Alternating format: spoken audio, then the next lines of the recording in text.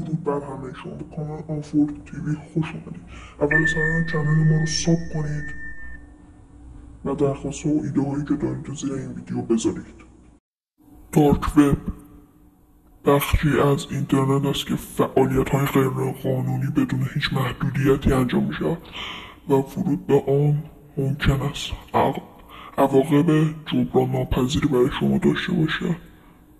تصور کنید که یک محیطی وجود دارد که در آن خرید و فروش اسلحه، مواد مخدر، مدارک جعلی، حسابهای هک شده، نرم افزارهای هک و حتی قراردادهای قتل رایج هستند. با توجه به سیستم‌های امنیتی خاصی که در دارک وب وجود دارد، دسترسی به آن کار آسانی نیست که باید شما با مرورگر تور وارد دارک وب بشید و با مرورگرهای مثل کروم و اج و غیره نمیتونید وارد دارک وب بشید. برای که در دارک وب انجام میدن بی‌نهایت است.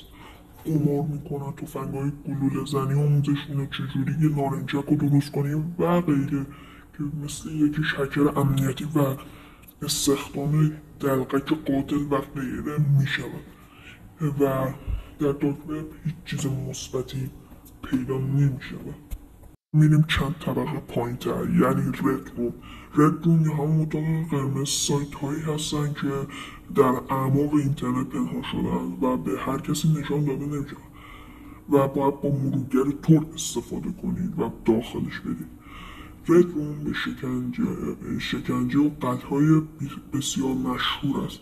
در این سایت اعضای بدن انسان یا اسلحه وسایل های عجیب و غریب شکنجه به فروش میرسد و اگر هم پول بیشتری شما بدهید میتونید یک انسان یا حالا هر چیز دیگه، حیوان، انسان، حالا هر چیزی که شما فکرشو کنید شکنجهش بدن. و مثال یکی گفته بود که من وقتی رفتم و دیدم داشت انگشته یه بچه نوزاد رو قیچی میکرد و اون بچه اونقدر جیغ میزد که اگه زبون داشت و اگه مثال در حد 14-15 سالش بود به غلط کردن میافتاد و واقعا دارک وب و رد روم جای خوبی نیست و هرگزم امتحانش نکنید چون براتون سخت تموم میشه.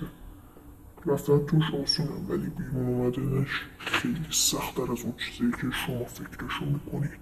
یه چیز غم‌انگیزی که اینجا هست، هر سال و هر روز چند نفر اسیر رد روم و دارک وب میشن، چه خواسته یا ناخواسته اسیر دارک وب میشن.